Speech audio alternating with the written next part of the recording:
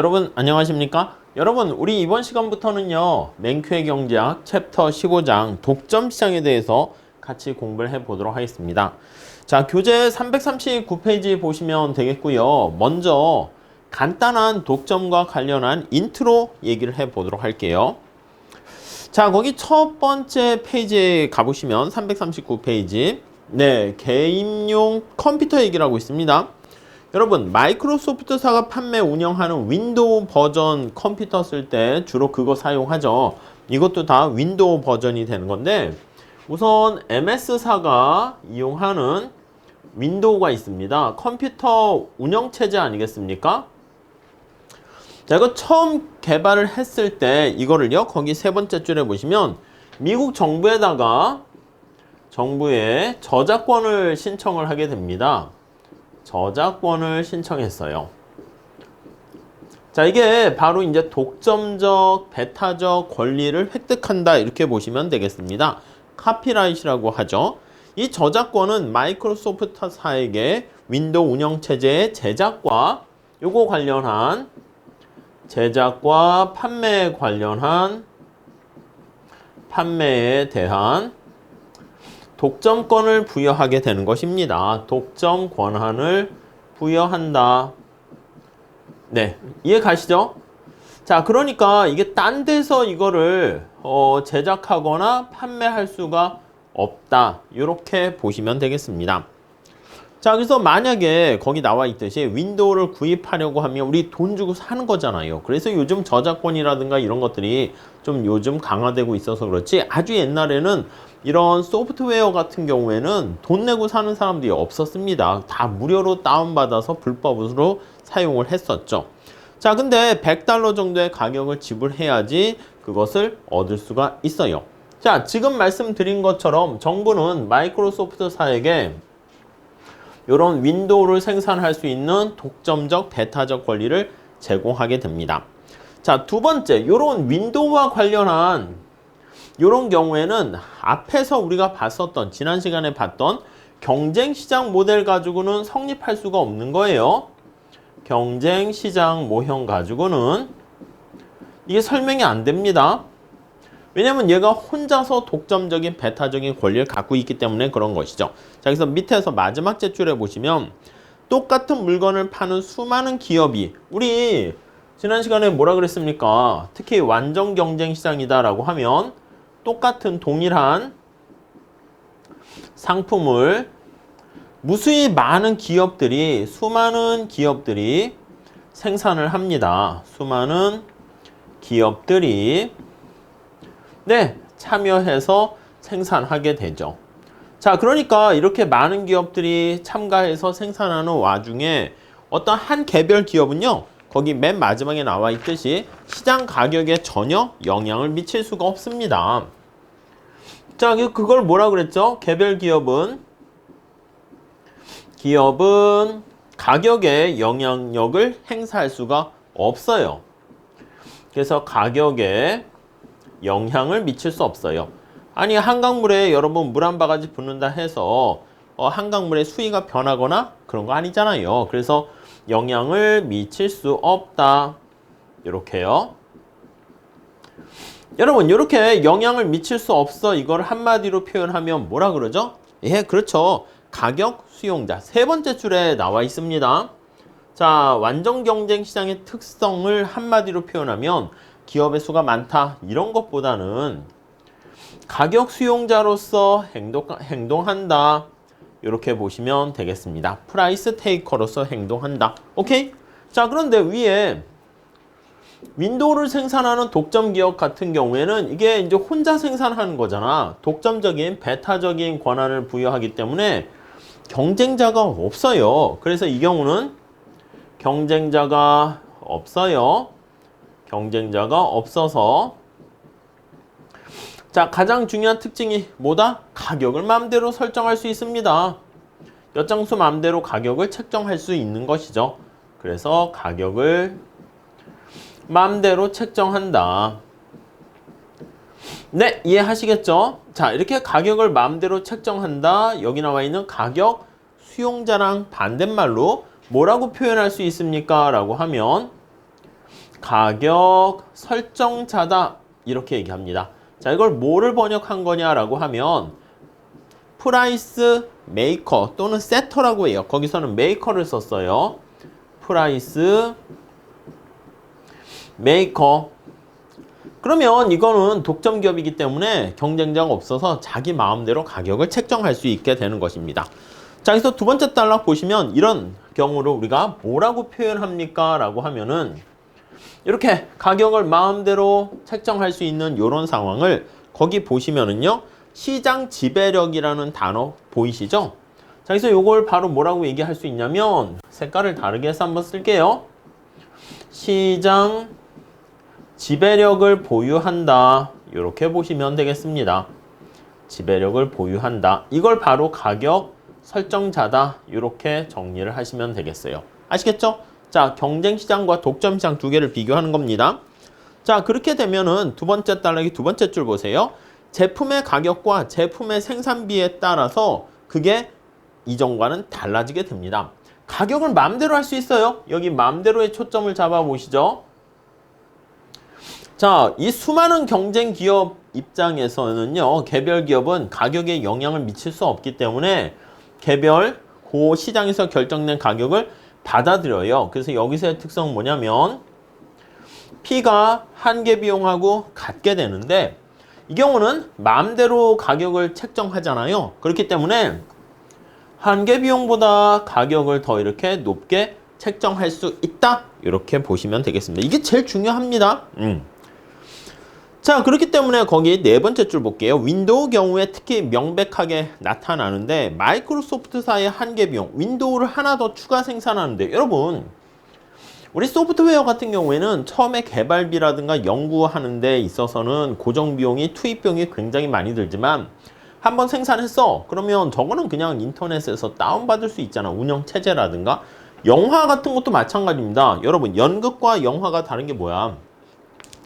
영화 한 편을 만들려고 하면 감독부터 해서 뭐 카메라, 배우들 다 이렇게 등장해서 또 CG 처리까지 해야 되는데 한번 영화 한 편이 만들어졌다? 그냥 불법으로 복제하는 거 할 때 우리 디지털 시대가 됐잖아요. 이런 경우에는 복제품과 원본이 완전히 똑같습니다. 이해 가시죠? 자, 그러니까 여기 나와 있는 윈도우 소프트웨어 같은 경우에는 추가적인 한계 비용이 거의 제로가 되는 경우가 많이 있습니다. 근데 그 하나 추가적으로 생산할 때 비용은 거의 제로에 가까운데 그때 가격은 훨씬 더 비싸게 받게 되는 거니까 거기 나와 있는 것처럼 시장 가격은 한계 비용의 몇 배가 된다. 네, 이해가 가시죠? 자, 다음 단락 보시면 자, 독점 기업이 높은 가격을 받는 것은 그닥 놀라운 일은 아니다. 그렇지. 우리가 여기 보시면 또 기본적으로는 자기 마음대로 가격을 책정할 수 있잖아요. 근데 가격을 책정한다 해서 윈도우 가격을 막 요거 운영체제를 하는데 1억 이렇게 하면 안 되죠. 그러니까 거기 나와 있듯이 소비자가 다른 대체할 만한 상품이 없기 때문에 경쟁자가 없어서 그런 것도 똑같은 말이지만 그런데 소비자가 내려고 하는 금액만큼 받아내게 되는 것이죠. 그래서 가격을 또 너무 올리면 판매량이 줄어들기 때문에 우리가 적절한 가격을 책정하게 돼요. 그래서 그렇다고 가격을 무한히 올릴 수 있는 건 아닙니다. 무한정 이렇게 인상은 불가 이렇게 보시면 돼요. 아니 너무 비싸 버리면은 뭐 합법을 떠나서 불법 복제가 성행하기 때문에 그러면 여기 나와 있는 마이크로소프트사 입장에서도 손해가 되겠죠. 자, 그래서 거기 보시면은요, 마지막 줄 볼까요? 가격은 마음대로 받을 수 있지만 이윤의 크기는 한도가 있다. 그러니까 가격을 무조건 올리는 게 아니라 가격을 올리는 대신 어떻게 돼요? 사람들이 소비량이 줄어들잖아. 이거 다음 시간에 할 거야. 가격을 올리면 사람들이 소비량이 줄어들게 되는데 그때 이윤이 어떻게 되는가를 보는 겁니다. 그래서 이윤을 극대화하는 가격을 당연히 책정하게 됩니다. 그게 이제 무한정의 높은 가격은 아니다. 이렇게 보시면 되겠죠. 자, 다음 단락 한번 보겠습니다. 자, 독점의 여러 가지 경제적 효과도 우리가 다음 시간에 보게 될 텐데, 자, 경쟁 기업과, 자, 경쟁 시장에서의 기업과, 그리고 독점 기업이 결과가 달라집니다. 자, 세 번째 줄 볼까요?